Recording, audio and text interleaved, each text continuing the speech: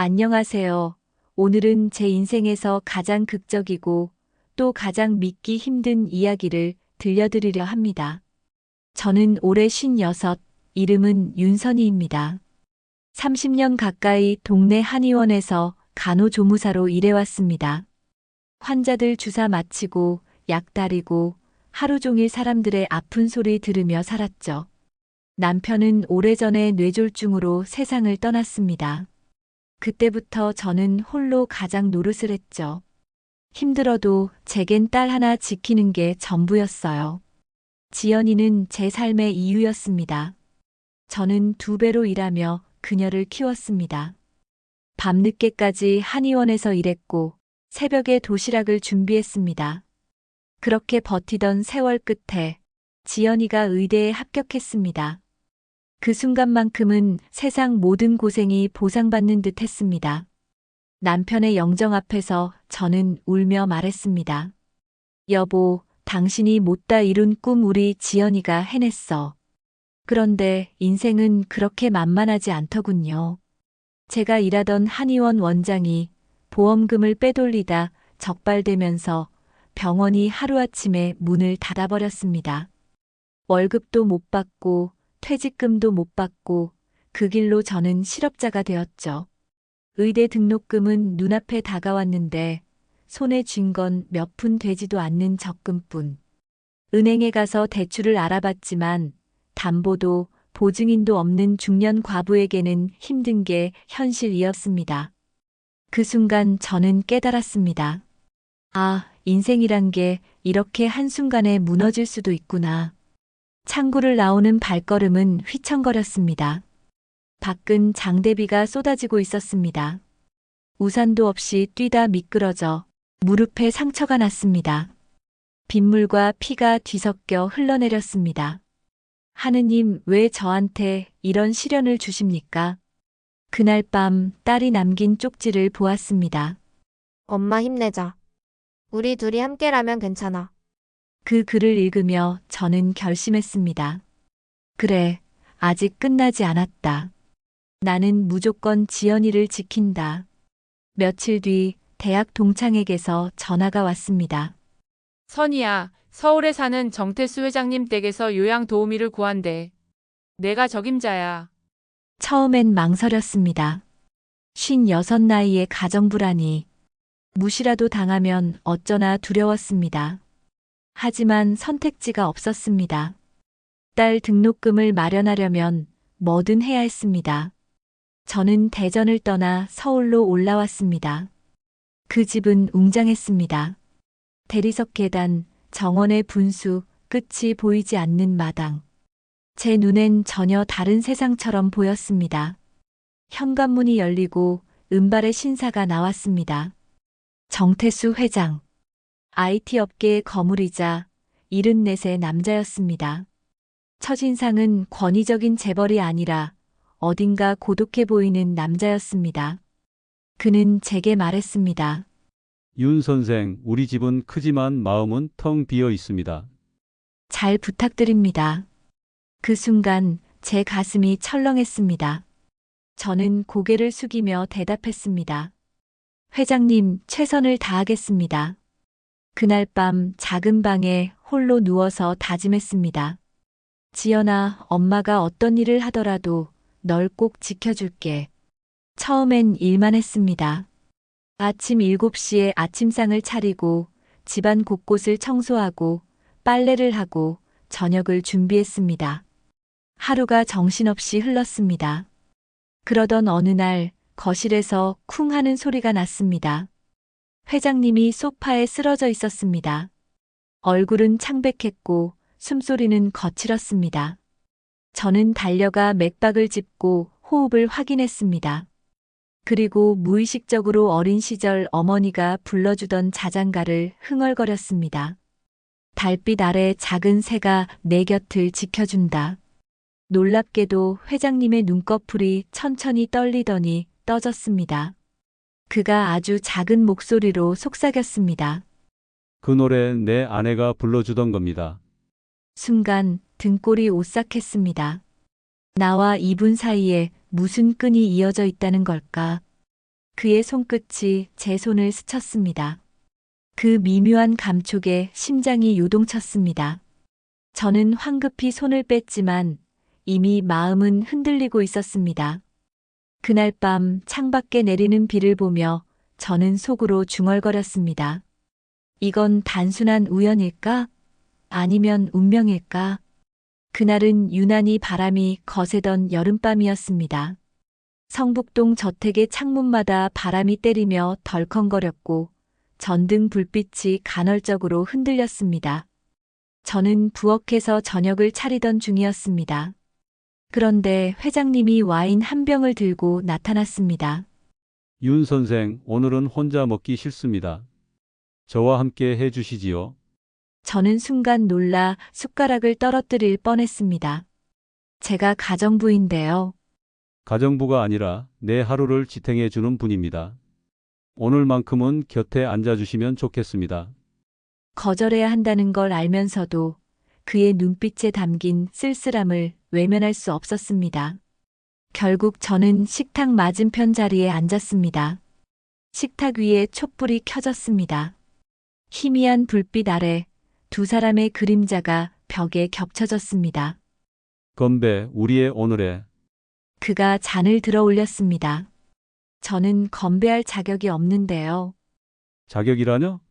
당신이 내 곁에 있다는 것, 그것만으로도 충분합니다. 그 순간 제 눈앞이 흐려졌습니다. 누군가에게 곁에 있어줘서 고맙다는 말을 들은 게 몇 년 만이던가요. 며칠 전 장을 보고 돌아오는 길이었습니다. 빗줄기는 굵어지고 신호등 불빛은 젖은 아스팔트 위에 번졌습니다. 갑자기 검은 세단이 신호를 무시하고 돌진해 왔습니다. 위험해. 회장님이 제 팔을 강하게 끌어당겼습니다. 우리는 길 위에 쓰러졌습니다. 제 몸은 그의 품에 파묻혔습니다. 심장은 귀 옆에서 북처럼 울렸고 그의 숨결이 뜨겁게 닿았습니다. 차는 간발의 차이로 멈췄습니다. 사람들의 비명이 들리고 경적이 울려 퍼졌습니다. 윤 선생, 다치진 않았습니까? 어디 아픈 데는 없습니까? 그는 제 어깨와 팔을 번갈아 더듬으며 확인했습니다. 저 괜찮습니다. 회장님은요? 나는 상관없습니다. 하지만 당신에게 무슨 일이 생기면 나는 그는 끝내 말을 잇지 못했습니다. 눈빛이 떨리고 있었습니다. 사고가 크진 않았지만 저희는 근처 병원 응급실로 갔습니다. 간호사가 회장님 팔의 상처를 소독하며 물었습니다. 보호자분이신가요? 저는 순간 대답을 못했습니다. 그런데 회장님이 먼저 말했습니다. 네, 제 사람입니다. 간호사의 시선이 제게로 향했습니다. 얼굴이 화끈 달아올랐습니다.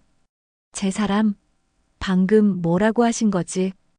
응급실을 나서며 저는 겨우 물었습니다.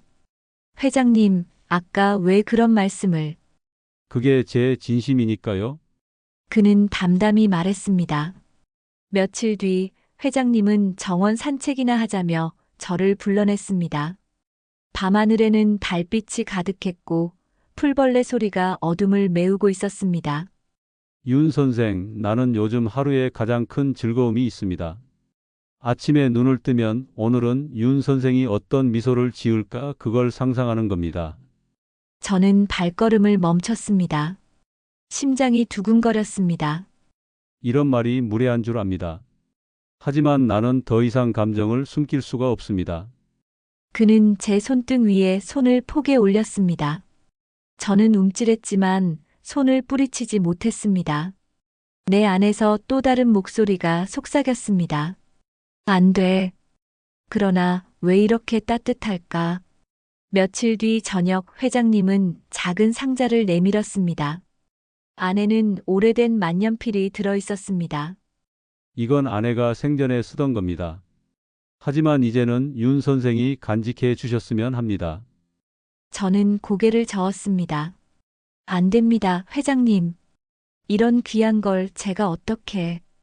부끄럽지만 내 지난 세월을 담은 이 물건을 이제는 당신 손에 맡기고 싶습니다. 그의 눈빛은 흔들림이 없었습니다. 저는 결국 상자를 받아들었습니다. 그 순간 눈물이 왈칵 쏟아졌습니다. 그는 제 손을 감싸며 말했습니다. 윤 선생, 나는 오래전부터 당신을 여인으로 보고 있었습니다. 방에 돌아와 저는 거울을 오래 바라봤습니다. 나는 왜 이럴까? 단순히 외로워서일까? 아니면 진짜 사랑이라는 걸까? 남편의 얼굴이 떠오른다.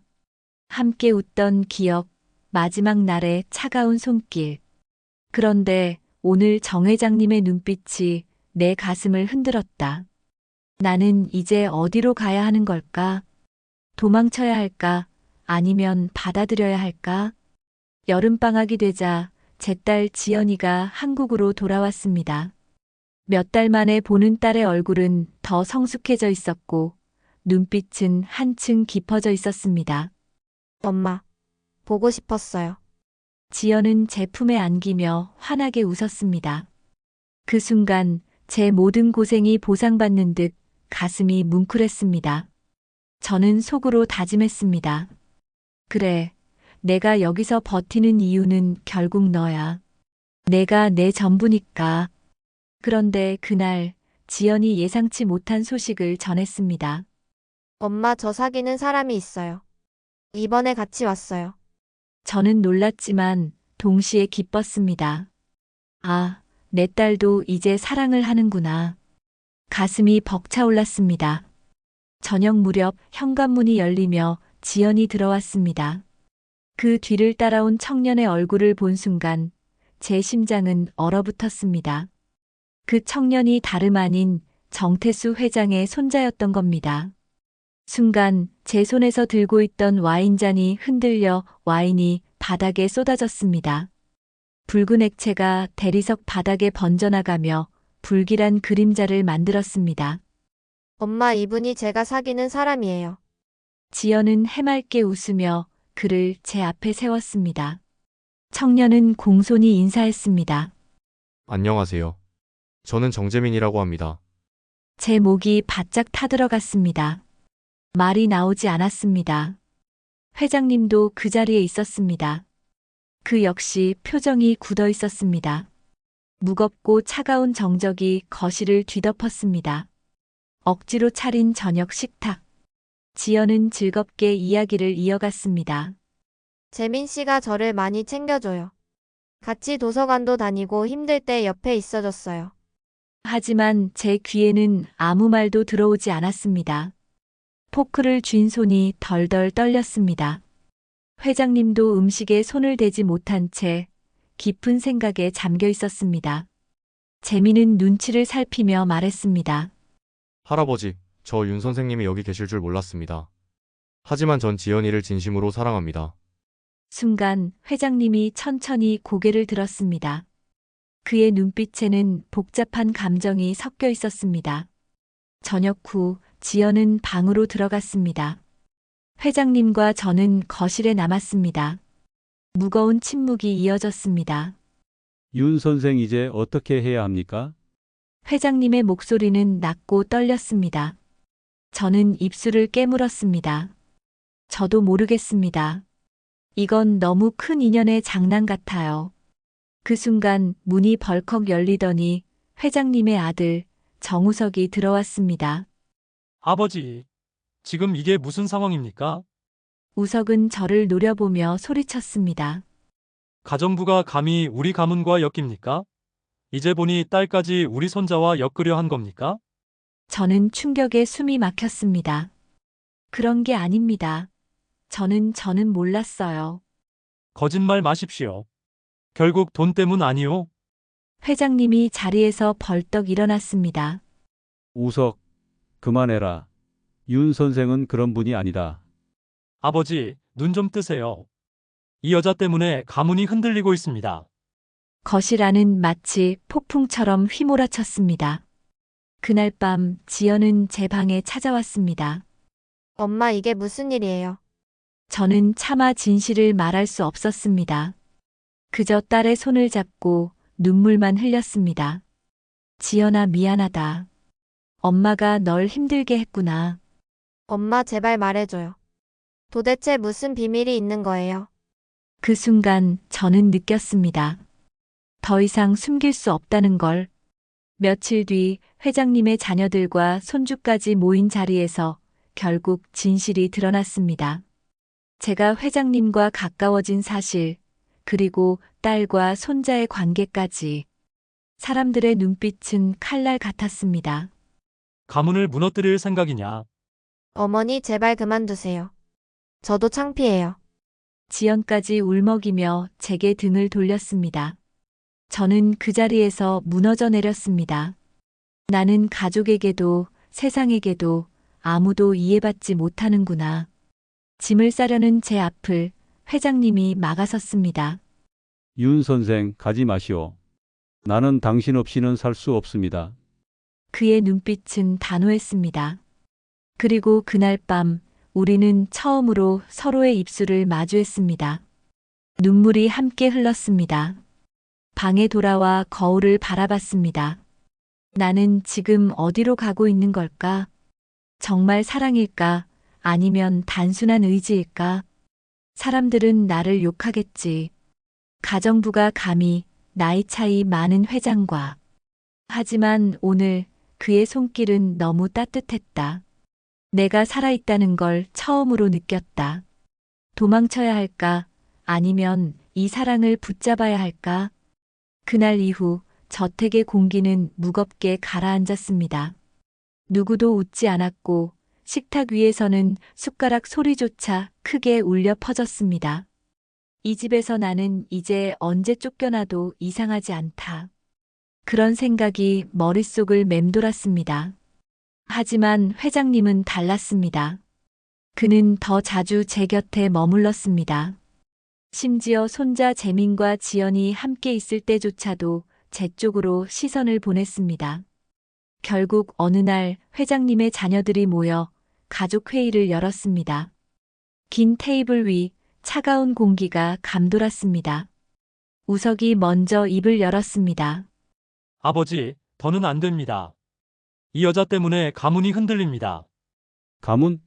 웃기는 소리 말아라. 가문이란 게 도대체 뭔데? 행복을 짓밟아도 되는 건가? 회장님의 목소리는 낮지만 단호했습니다. 딸 지은도 말을 보탰습니다. 아버지, 저도 존중하지만 솔직히 이건 너무 빠르세요. 엄마 돌아가신 지 얼마나 됐다고. 순간 제 심장은 찢어지는 듯 했습니다. 나는 그저 외로움 속에서 한 줄기 빛을 만났을 뿐인데 우석은 결국 테이블을 치며 소리쳤습니다. 아버지, 솔직히 말해보세요. 이 여자가 돈 때문이 아니라고 확신하십니까? 빚더미에 앉아있던 여자 아닙니까? 순간 공기가 얼어붙었습니다. 저는 자리에서 벌떡 일어나 말했습니다. 그만하세요. 맞습니다. 저는 빚이 있었습니다. 하지만 제 손으로 갚아왔습니다. 그리고 회장님 곁에 있는 건 돈 때문이 아닙니다. 눈물이 왈칵 쏟아졌습니다. 그러자 우석은 비웃듯 말했습니다. 돈 때문이 아니라 그럼 사랑이라고요? 우리 아버지와 사람들의 시선이 내게 몰렸습니다. 내 가슴은 뜨겁게 달아올랐습니다. 네, 맞습니다. 저는 회장님을 사랑합니다. 순간 테이블 주위가 술렁였습니다. 누군가는 고개를 절레절레 저었고 누군가는 한숨을 내쉬었습니다. 그날 밤 저는 짐을 싸기 시작했습니다. 낡은 가방에 옷을 구겨 넣으며 속으로 중얼거렸습니다. 그래, 여기까지야. 이 사랑은 나에게 과분했어. 눈물이 가방 위로 뚝뚝 떨어졌습니다. 문을 열려는 순간 회장님이 앞을 가로막았습니다. 윤 선생, 어디 가십니까? 회장님, 저 때문에 회장님이 욕을 먹고 있습니다. 저 그냥 떠나는 게 맞습니다. 아닙니다. 당신이 떠나면 나는 더 이상 버틸 수 없습니다. 그는 제 손을 덥석 잡았습니다. 윤 선생, 제 곁에 있어 주세요. 나는 당신 없이는 살 수 없습니다. 별빛이 은은하게 쏟아졌고 바람은 서늘하게 불어왔습니다. 나는 평생 돈과 권력만 붙잡고 살았습니다. 그런데 지금 와서 깨달았습니다. 그것들은 내 곁을 지켜주지 않더군요. 회장님의 목소리는 떨리고 있었습니다. 윤 선생, 나는 이제 단 한 가지 바람만 있습니다. 당신이 내 곁에 있어 주는 것. 저는 눈물이 흘러내리는 걸 막을 수 없었습니다. 회장님, 저도 두려웠습니다. 나이 차이, 사람들의 시선, 지연이까지. 하지만 제 마음도 이미 회장님께 있습니다. 그 순간 우리는 서로를 끌어안았습니다. 그리고 처음으로 입술이 닿았습니다. 눈물이 함께 섞였고 우리는 되돌릴 수 없는 관계가 되어버렸습니다. 방에 돌아와 거울 앞에 앉았습니다. 얼굴은 눈물로 얼룩져 있었고 눈가엔 붉은 기운이 가득했습니다. 나는 지금 뭘 하고 있는 걸까? 세상은 날 욕하겠지. 가정부가 감히 회장의 여자가 된다고. 하지만 오늘 그의 품은 너무 따뜻했다. 남편이 떠난 뒤 단 한 번도 느껴보지 못했던 온기였다. 나는 이제 어디로 가야 할까? 도망칠 수 있을까? 아니면 끝까지 붙잡아야 할까? 거울 속 제 모습은 흔들리는 여인이 아닌 사랑에 빠진 한 사람이었습니다. 그날 밤 정원 벤치에 앉아 우리는 긴 대화를 나눴습니다. 어느 늦은 밤 회장님은 서재에서 오래된 서류들을 정리하고 계셨습니다. 저는 청소기를 끄고 들어가 먼지를 털어내고 있었습니다. 그러다 구석 찬장 안쪽에서 낡은 나무 상자를 발견했습니다. 겉은 오래돼 금이 가 있었고 위에는 희미하게 은영에게서라는 글자가 적혀 있었습니다. 회장님, 이 상자는 뭐예요? 그는 순간 손을 멈추더니 얼굴이 굳어졌습니다.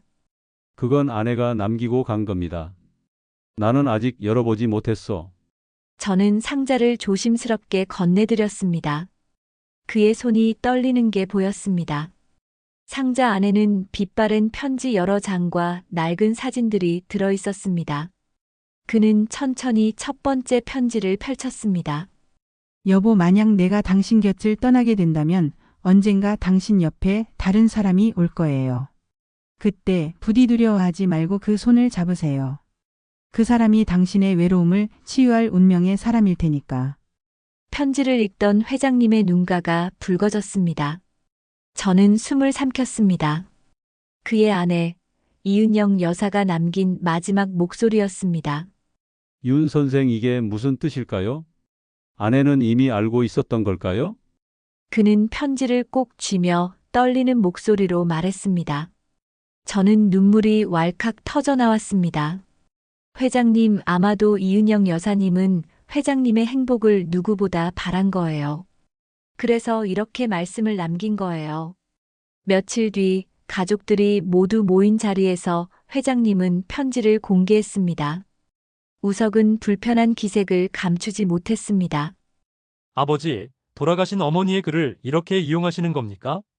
그러자 딸 지은이 눈물을 흘리며 말했습니다. 아니에요, 오빠. 어머니는 정말 아버지의 행복을 원하셨을 거예요. 우리 이제 받아들여야 하지 않을까요? 분위기는 갈라졌습니다. 누군가는 여전히 반대했지만 누군가는 흔들리기 시작했습니다. 그때 지은이 제 손을 꼭 잡았습니다. 어머니 말이 맞는 것 같아요. 어머니가 남기신 편지를 보고 나니 저도 이제는 조금 알 것 같아요. 저는 놀라 그녀를 바라봤습니다. 그 눈빛은 더 이상 반대하는 딸이 아니었습니다. 저를 이해하려는 딸의 눈빛이었습니다. 그날 밤 회장님은 정원에서 저를 불렀습니다. 달빛이 은은히 내려앉은 벤치 위, 그는 두 손으로 제 손을 감싸 쥐었습니다. 윤 선생, 이제는 알겠습니다. 아내가 말한 그 사람이 바로 당신이라는 걸. 나는 두려웠습니다. 사람들의 시선, 자식들의 반대. 하지만 이제는 확신합니다. 나는 당신 없이는 살 수 없습니다. 그의 목소리는 단호했지만 동시에 애절했습니다. 저는 눈물을 훔치며 고개를 끄덕였습니다. 저도요, 회장님. 저도 이제는 회장님을 두고 도망치지 않겠습니다. 그 순간 우리의 손이 더 단단히 맞닿았습니다. 그리고 마치 하늘이 축복하는 듯 은은한 바람이 불어왔습니다. 방으로 돌아온 저는 침대에 앉아 편지를 다시 떠올렸습니다. 이은영 여사님, 당신은 이미 알고 계셨군요. 당신의 남편이 언젠가 새로운 사랑을 만날 거라는 걸. 그리고 그 사람이 바로 나라는 걸 어떻게 알았을까요? 나는 두렵습니다. 하지만 이제는 용기 내겠습니다. 당신의 자리를 대신하려는 게 아닙니다. 다만 당신이 지켜주던 그 사람을 이제는 내가 지켜주겠습니다. 눈물이 베개를 적셨지만 제 가슴은 오히려 따뜻해졌습니다. 편지 사건 이후 우리 둘은 결심했습니다. 더 이상 숨지 않고 세상 앞에 당당히 서기로. 회장님은 제 손을 잡으며 말했습니다. 윤 선생, 이제는 그만 도망갑시다. 우리 정식으로 부부가 됩시다. 저는 한참 동안 눈을 감고 있었습니다. 그리고 조용히 고개를 끄덕였습니다. 네, 저도 더는 숨어 살고 싶지 않아요. 며칠 뒤 우리는 웨딩드레스 가게를 찾았습니다. 흰 드레스를 입고 거울 앞에 선 제 모습은 낯설고도 떨렸습니다. 내 나이에 이런 드레스를 입어도 될까요? 제 목소리는 떨렸습니다. 회장님은 눈을 반짝이며 말했습니다. 세상 누구보다 아름답습니다. 나에겐 당신이 마지막 신부입니다. 옆에 있던 점원은 순간 말을 잃은 듯 저희를 바라보다 조용히 미소를 지었습니다. 그러나 다른 손님들 사이에서는 수군거림이 들렸습니다. 저 여자 나이가. 회장님이 왜?